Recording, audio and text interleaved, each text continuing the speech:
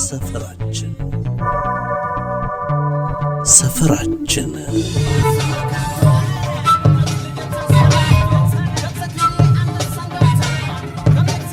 ሰፈራችን የከተማችን መገለጫ ነው። ታሪክ ነው፣ ቀለም ነው፣ መልክ ነው።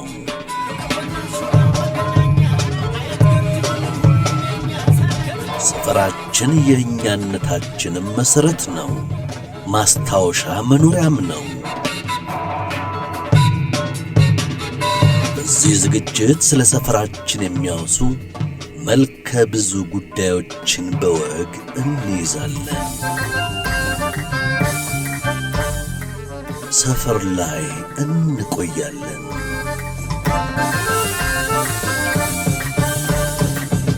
ሰፈራችን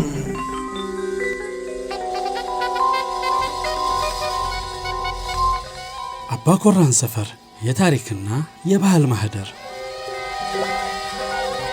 ሁለተኛውና የመጨረሻው ክፍል። ሰላም ለእናንተ ይሁን የተወደዳችሁ የአዲስ አበባ አድማጮች። ከከተማችን ጥንታውያን ሰፈሮች ውስጥ እጅጉን ስመጥር የሆኑትን በታሪክ በባህልና ማህበራዊ አኗኗሪት ባህላቸው የሚጠቀሱትን እየለየን ለእናንተ ለተከበራችሁ አድማጮቻችን ማስተዋወቅ ከጀመርን ቀላል የማይባሉ ዓመታት ተቆጥረዋል። ዘንድሮም ቀጥለንበታል። ባሳለፍነው ሳምንትም አባ ኮራን ላይ ያደረግነው ቅኝት ስለ ሰፈሩ ከሚያውጉን እንግዶቻችን ጋር በመሆን የተወሰኑ ወሳኝ ነጥቦችን በመምዘዝ ያደረግነው ክፍል አንድ ዳሰሳ አቅርበንላችሁ እንደነበር ይታወሳል። በፒያሳና በመርካቶ መሃል የሚገኘው ይህ ታሪካዊ ሰፈር ከፋሺስት ወራሪዎች ጋር በተጋደሉ አርበኞችና በሌሎች የከተማዋ መስራቾች ስም የተሰየመ መሆኑን አውስተን በተለይም የፊት አውራሪ አባ ኮራንና የጀግና ልጃቸው የደጃዝማች ዘውዱን አሻራ አንስተን ነበር። የሰፈሩን ቀደምት ነዋሪዎች አሰፋፈር፣ የነዋሪዎች ትውስታ፣ የጎረቤት አብሮነትና ቤተሰባዊ ትስስሮች ተመልክተን እንደነበርም አይዘነጋም። በዛሬው ዝግጅታችን ደግሞ የአባ ኮራን ሰፈርን ታሪክና የቀድሞ ገጽታ ከነዋሪዎቹ አንደበት የዘመናት ጉዞ እንሰማለን። ካሳሁን በቃናና አክመል ረዲ ከኛ ጋር ናቸው። አብራችሁን ቆዩ። አባ ኮራን ገዳም ሰፈር በደስታን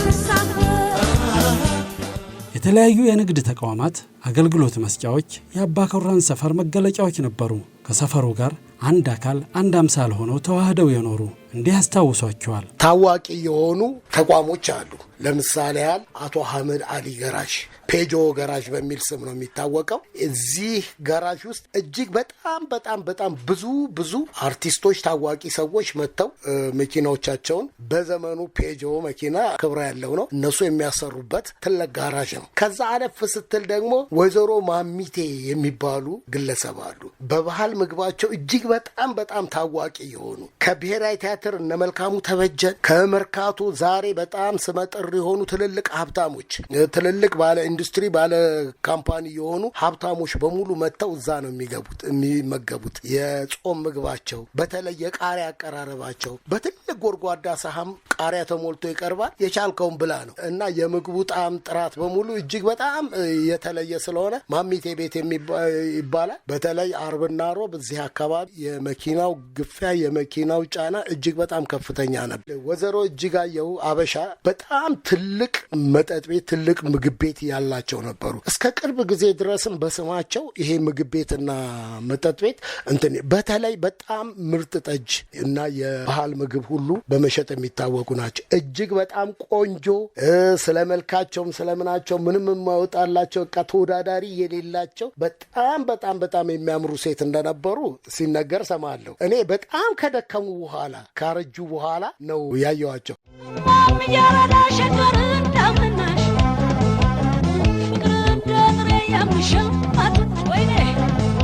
በተለያዩ ዘርፎች ለሀገራቸው ባበረከቱት በጎ አስተዋጽኦ ተጠቃሽ ለመሆኑ የበቁ ታዋቂ ሰዎች መገኛም ነው አባ ኮራን ሰፈር። ጀነራል ገሰሰ ፊዳ የፊታውራሪ ፊዳ ልጅ ናቸው። ፊታውራሪ ፊዳ ደግሞ በእነ አባ ኮራን ዘመን የነበሩ ከእሳቸውም በኋላ በእነ አባ ኮራን ሳይሆን በእነ ደጃች ዘውዱ ዘመን የነበሩ ናቸው እና እሳቸው ደግሞ ከፍተኛ የጦር መኮንን ናቸው።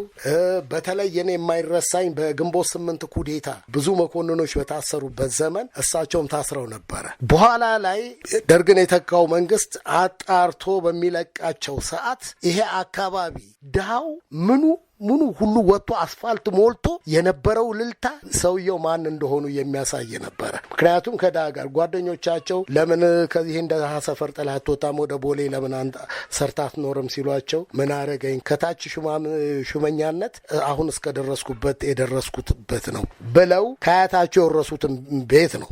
አለፈው አመት ነው የሞቱት።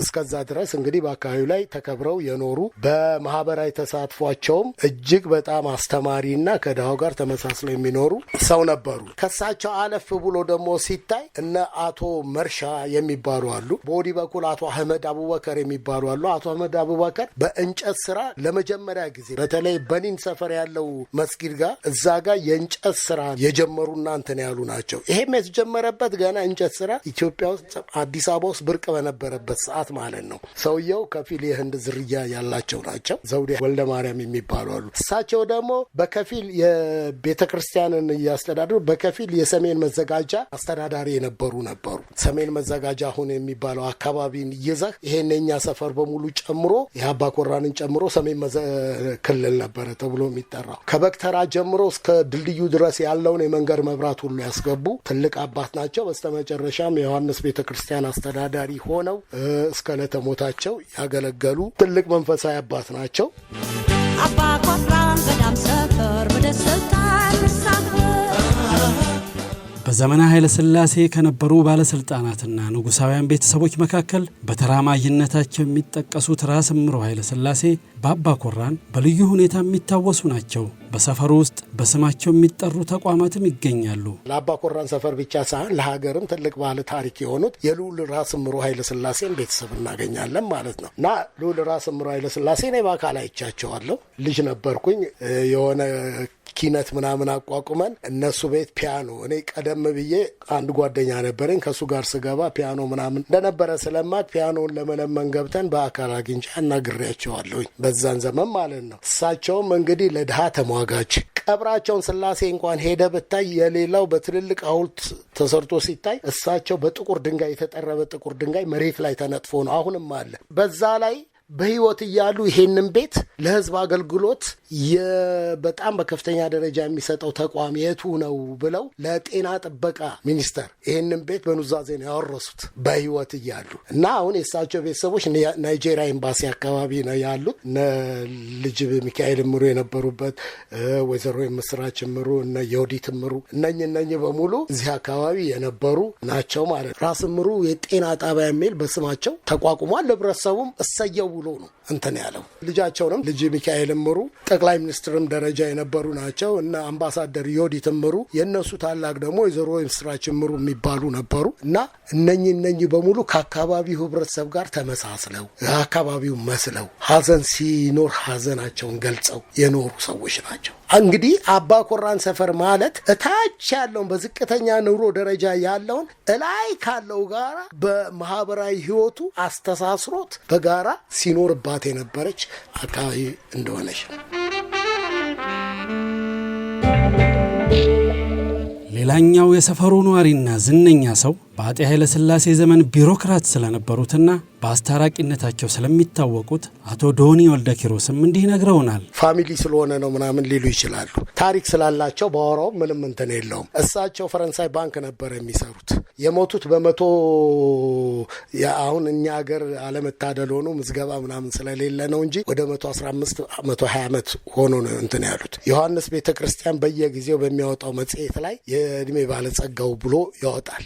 በ1964 ዓመተ ምህረት በአዲስ ዘመን ጋዜጣ ላይ ስለ አዲስ አበባ ከተማ ብትና አድርገው ያስረዱበት ከነምስላቸው የወጣ ጋዜጣ አለ። ብዙ እንትኖች አሉ። በተለይ ስለሳቸው አቶ ጌታቸው አድማሴ የሚባሉ ጋዜጠኛ ብዙ ጊዜ እንትን ላይ ፎቶ ጌታቸው አድማሴ የሚል የድሮ ጋዜጣ ላይ በቃ አሁን እሳቸው በደንብ እንትን ይላሉ። እሳቸው ፈረንሳይ ባንክ በሚሰሩበት ሰዓት ያን ኢትዮጵያ አዲስ አበባ ውስጥ መኪና ምናምን የለም እና በቅሎ ነበረቻቸው። ያቺ በቅሎቸው ላይ ተፈናጠው ስራ ይሄዳሉ። እዛ ሲደርሱ ለጋራ አካባቢ ነው። እዛ ሲደርሱ በቅሎዋን እንደነበረች አድርገው ሲሏት በቀጥታ ራሷ ቤት ትመጣለች።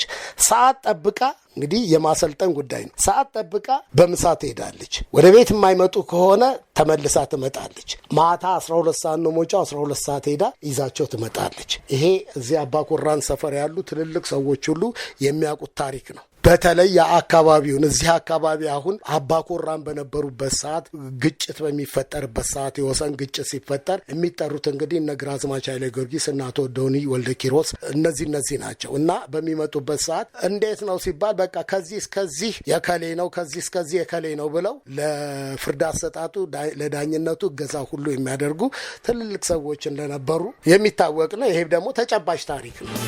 አባኮራን በዳም ሰፈር በደስታ ስፖርት በአባኮራን ሰፈር በአካልም በመንፈስም የበረቱ ብዙ ዜጎች ማፍራት የተቻለበት ነው። በቀበሌና በቀጠና ተከፋፍለው ይካሄዱ የነበሩት ውድድሮች የሚረሱ አይደሉም። በተለይ ደግሞ በተለያዩ የስፖርት አይነቶች ይሳተፉ የነበሩት የሰፈሩ ልጆች ገናናና ስመጥር ለመሆን የበቁበት ነበር። በቀበሌ የሚደረግ አሁን 07 ስትሄድ እነ ኤልያስ ጆሃር 07 ጣሊያን ሰፈር ከዛ የነበሩ ልጆች ናቸው። ከነሱ ጋራ በቀበሌ ደረጃ ጌም ነበረ። አሁን እነ ገዛይን ጥላሁን፣ ተስፋ ማርያም፣ እነ ይሳ ኑረዲን የሚባል ልጅ እና በዛ ወርቅ በጣም አዲስ የሚሉት አንድ የአየር ወለድ አባል የነበረ ልጅ አለ። እነዚህ ሁሉ በዛን ዘመን በጣም ትልቅ ታለንት የነበራቸው ቀበሌውን ሲያስጠሩ የነበሩ የራሳቸውን በክለብ ደረጃ ደግሞ ክለብ ሲያስጠሩ የነበሩ ናቸው። በኋላ ደግሞ ነገዛኝ ተስፋ ማርያም ለኪራይ ቤቶች፣ ይሳቅ ለጭማድ ጭነት ማመላለሻ ድርጅት ለሚባሉ ቡድኖች ሲጫወቱ የነበሩ ናቸው። በስፖርቱ ዘርፍ ስንመጣ ከእግር ኳስ ውጪ ስንወጣ ማለት ነው እንደነ በቀለ ጋንች በኢትዮጵያ ቦክስ ታሪክ ታዋቂ ሰው ነው። እና በቀለ ጋንች የሚኖሩበት አካባቢ ነበር። 50 አለቃ ነው 10 አለቃ ቦንሳ ፖሊስ ሯጭ የነበሩት እና በኋላ ላይ እነ ሻምበል ምሩጽን ሁሉ ሲያሰለጥኑ የነበሩ ትልልቅ ስፖርተኞች የፈሩበት ነበረ። በከፍተኛ ደረጃም እንትን ላይ በል እንጂ ብዙ ነበሩ። ለምሳሌ እነ ከንጭፌ ታቦር የሚባሉ በጣም ብዙ በአካባቢ ላይ የሚታወቁ በስፖርቱ ዘርፍ በቦክስ ዘርፍ እንትን ያሉ ነበሩ። በእኛ ጊዜ ስፖርቱ እዚህ አሁን ሜዳ እንደለብ ነበር። እዛ አታች አሁን በክተራ አካባቢ የሚባለው ሜዳ አሁን ጤና ጣቢያው ተሰርቶበታል። ጤና ጣቢያው ሳይሰራበት በፊት እኛ በቃ በቡድን ነበር የምንጫወተው። በቃ በጣም ደስ የሚል የተለያየ እነ ታቦር ያዘጋጁት። እኛ እንኳን በነ ታቦር ጊዜ በጣም ትንንሾች ነበር። ያው እናውቀዋለን የልጅነት ሚሞሪ ስለሆነ አይጠፋም እና በጣም ደስ የሚል የነበረ ነው። እነ ገዛኝ አሁን እነሱ የሚሉት እነ ገዛኝ፣ ተስፋ ማርያም፣ እነ ይሳቅ በቃ በጣም ምርጥ ተጫዋቾች ነበሩ እዚህ ወረዳ አንድን ወክለው የሚጫወቱት። ከቀበሌ ውድድሮች አስቀድሞ በሰፈሩ ታዋቂ የስፖርት ቡድኖች እንደነበሩም ያስታውሳሉ። አባኮራን ሰፈር በስፖርት የተለየ ስም ያለው ነው። በተለይ ድሮ ከፍተኛ አንድ ቀበሌ 01 ሲባል ብራዚል ነጭ ለባሾቹ መጡ ነው የሚባለው። ማረሚያ ቤት ምናምን የትም ቦታ ሄደው በጣም ጥሩ ፉትቦል ማሸነፍ ብቻ አይደለም ማሸነፍ ሳይሆን ጥሩ ፉትቦል አሳይተው የሚመጡ ወጣቶች የተገነባ ነበረ። አሁን አድዋ የተሰራበት ቦታ ላይ ባንክ የሚባል ባንክ ሜዳ ነበረ ጊዮርጊስ ፊት ለፊት። እዛ ላይ በጣም ትልቅ ጌም ነበረ በየሳምንቱ። በአካባቢ ደረጃ አጋዚያን ትምህርት ቤት ውስጥ እዚህ እስላም መቃብር ጫካ ውስጥ ያሉ 2-3 ሜዳዎች አሉ። እነዛ ላይ ያሉ የሰፈር ቡድኖች ነበሩ። ለምሳሌ አባኮራን ኮከብ የሚባል ቡድን ነበረ። ጉለሌ ፋና የሚባል ነበር። ሲንጀር የሚባል ነበረ። አፍሪካ ፋና የሚባል ክለብ ነበረ። ድል በትግል የሚባል ክለብ ነበረ። እነኚህ እንግዲህ በወጣቶች የተገነቡ በዛን ሰዓት በጣም የሚገርሙ ተጫዋቾች ያሉበት ክለቦች ነበሩ። ለምሳሌ ኃይሌ ካሳይ መጥቶ እዚህ ለሲንጀር ይጫወት ነበረ። ኃይሌ ካሳይ እንግዲህ በሀገሪቱ በብሔራዊ ቡድን ደረጃ ታዋቂ የነበረ ልጅ ነው። እነ ወርቁ የሚባሉ ባህር ትራንዚስት ተጫዋች የነበረ እና ትልቅ ተጫዋች ነው። ይህን ሁሉ ደግሞ የሚያሰለጥነው ድሮ የአንድነት ተጫዋች የነበረ ታቦር የሚባል ትልቅ የስፖርት አባት ነበረ። እጅግ በጣም ታዋቂ ነው እና አካባቢው በጣም የቀበሌውንም ቡድን ሲንጀር የሚባለውንም ቡድን የሚያሰለጥነው እሱ ነበረ። አባኮራን በዳም ሰፈር በደስታ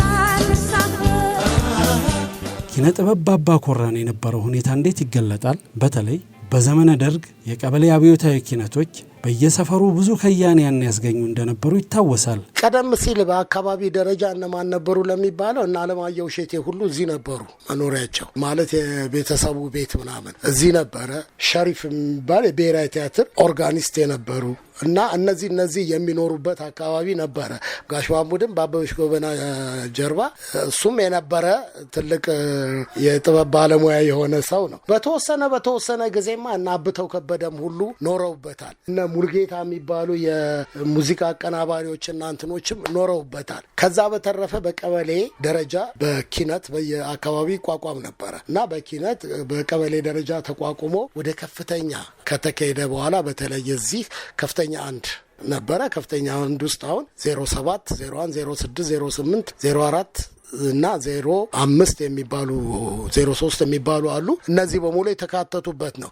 ምን ቦታ ይሆን የምታርፈው ነፍስሽ ክፋት ናገሪ ማርተቢላል ካብሽ በአባ ኮራን የነበሩት የኪነ ጥበብ እንቅስቃሴዎች ከሰፈርና ቀበሌ ያልፈው ታዋቂ ከያንያንን ያስገኙ ናቸው። ኢትዮጵያ ቴሌቪዥን ገብቼ በፍሪላንሰር ተቀጥሬ በእንግዳ ዘር አለቅነት እኔ ልመንህ ለባቸው ሶስታችን አብረን ሰራ ነበረ። እነሱ ወደ ቴሌቪዥን ከመምጣታቸው በፊት ቀድሜ የወጣሁት እኔ ነኝ የወጣቶች ፕሮግራም ላይ ለመስራት። ከልመነ ጋራ በከፍተኛ 16 ኪነት እያለ እሱ እንተዋወቅ ነበረ። ግን መዘጋጃ ቤት ውስጥ ያገናኘን የመዘጋጃ ቤት መድረክ ነው። ለዘመን መለወጫ መድረክን መራ ነበር እኔና እሱ። ከዛ በኋላ በሚቀጥለው ዓመት እሱ ወደ አገር ፍቅር ሲሄድ ካለብሾ ጋር ደግሞ ለዛው ለመዘጋጃ ቤት መድረክን መራ ነበረ። ለተወሰነች ጊዜም ፖሊስ ኦርኬስትራ ቴዲ አፍሮ አባትን ተክቼ በመድረክ መሪነት የተወሰነ ስራ ሰርቻለሁ። ይህን ደግሞ አርቲስት ተስፋ ያበበ ያውቃል። እሱ ነው የወሰደኝና እንትንም ያለኝ እና የኔ ስራ እንትን መድረክ መምራት ነበረ። ከዛ በኋላ ብዙ ልጆች አፍርተናል እና አሁን ለምሳሌ ለእነ አስቴር ግጥም የምሰጠው ሶስና ታደሰ የከፍተኛ አንድ ኪነት አባል ናት። እነ ግርማ ፋንታ የፖሊስ ኦርኬስትራ ጊታር የሚጫወቱት ኪቦርድ የሚጫወቱት እነሱ በሙሉ የኛ ናቸው። እነ ታደለ በቀለ አላስቀየምኳትም እዛ እየመጣ አብሮን እንትን እነ ጌታቸው ጋዲሳ በሙሉ ከኛው ጋር መጥተው አብረው ሙያዊ እገዛ እያደረጉልን አብረው ሲሰሩ የነበሩ አብረው እዚህ አካባቢ እንደ ነዋሪ የሚታዩና የሚታወቁ ናቸው። አላስቀየምኳትም ፍቅሬ ምን አስቆጣት እወዳታለሁ ምንም አልበደልኳት። በአባ ኮራን ሰፈር ውስጥ በመልካም ግብርና አስተዋጽኦአቸው ከቤታቸው አልፎ የሰፈሩን ነዋሪ ያስተሳሰሩ በርካታ አባትና እናቶች ኖረው አልፈዋል። አሁንም አሉ። አቶ ረዲ፣ አቶ አድማሱ እና አቶ ሻለሞ የመሳሰሉ ትልልቅ ሰዎች አሉ። እኔ አቶ ረዲ ማህበራዊ ትስስር ከራሳቸው ከቤተሰባቸው ከልጆቻቸው አፍ ላይ ሁሉ እየነጠቁ ቅድም እንደተገለጸው ለሌሎች ድጋፍ የሚያደርጉ ሌሎች በድህነታቸው በችግራቸው የተነሳ ከማህበረሰቡ ውስጥ ራሳቸውን እንዳያገሉ ድጋፍ የሚሆኑ ትልቅ አባት ነበሩ እና በእድር መሪነታቸውም ጊዜ በጣም ትልቅ አስተዋጽኦ ያደረጉ አካባቢውን በስነ ምግባራቸውን በአስታራቂነታቸውን እጅግ በጣም የተመሰገኑ ምስጉን ሰው ናቸው። እግዚአብሔር ይመስገን። ልጆቻቸውም ደግሞ ዛሬ በጣም ጥሩ ልጆች በአካባቢው ላይ ተፈቃሪነት ያላቸው፣ ተወዳጅነት ያላቸው፣ ተሰሚነት ያላቸው ለማህበራዊ ትስስሩ ከፍተኛ አስተዋጽኦ አርማውን ተቀብለው እያስቀጠሉ ያሉ ልጆች አሏቸው። አቶ አድማሱ ባሉበት እዛ አካባቢ ምንም ችግር ቢፈጠር ችግሩ የተፈጠረበት ሰው ስጋት አይኖርበትም። አድማሱ አላ